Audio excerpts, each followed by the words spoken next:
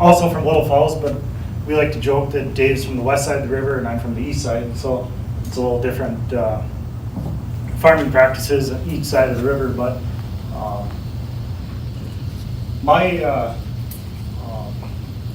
cover crop journey started back in 2016 when I achieved water quality certification with the Minnesota Department of Ag. One of my qualifications for in that program is I had one field that was it's very rocky, loose gravel. It's on top of a gravel pit actually, and the elevation change from one corner of the field to the other drops about 110 feet roughly. So to be certified in that, I had to do a cover crop on that when I had soybeans in it, which is every other year. So in looking back at that project and what I've learned from that, you could see it right away that the cover crop actually held the soil in, very few washouts into the next spring, especially if you have a good snowpack and it melts pretty quickly in spring.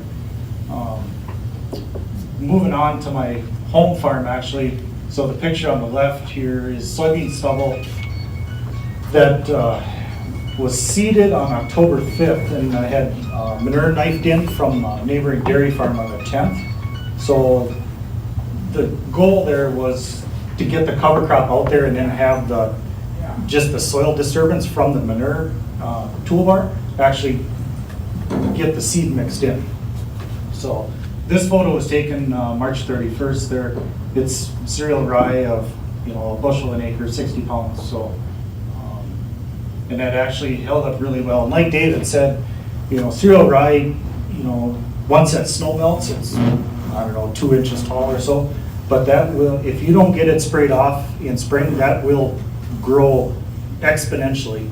You have to get out there and spray it and kill it off before it gets, a foot tall or so. The middle picture here is a soil health study that we did. There's a slide further back, and I believe Colby's going to talk about it, but there's just a couple of pictures there.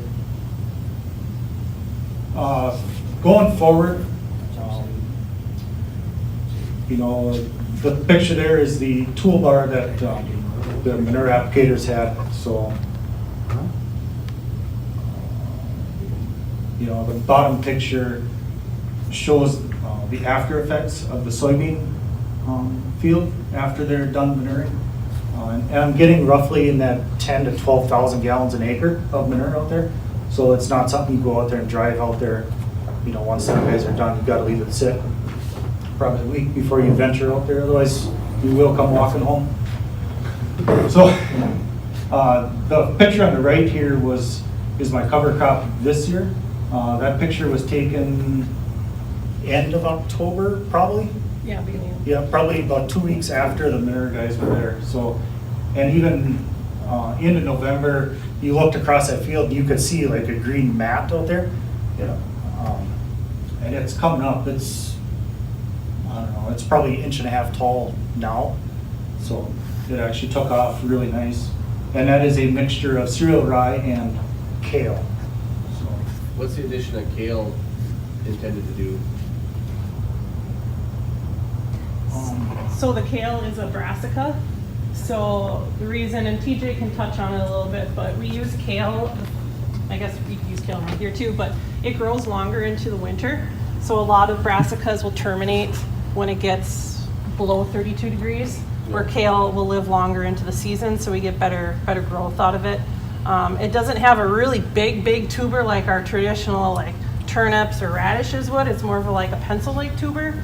And it goes really deep and has nice lateral roots to it, so it still helps with compaction. It's just not going to be your traditional huge, large tuber that you guys are used to seeing. And the benefit of that is if you drive over it, you don't break it off.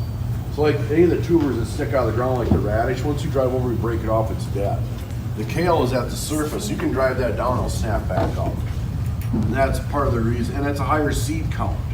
So that's about 200,000 seeds per pound of radishes or 35,000. So you get a lot more bang for your buck for the dollars put out.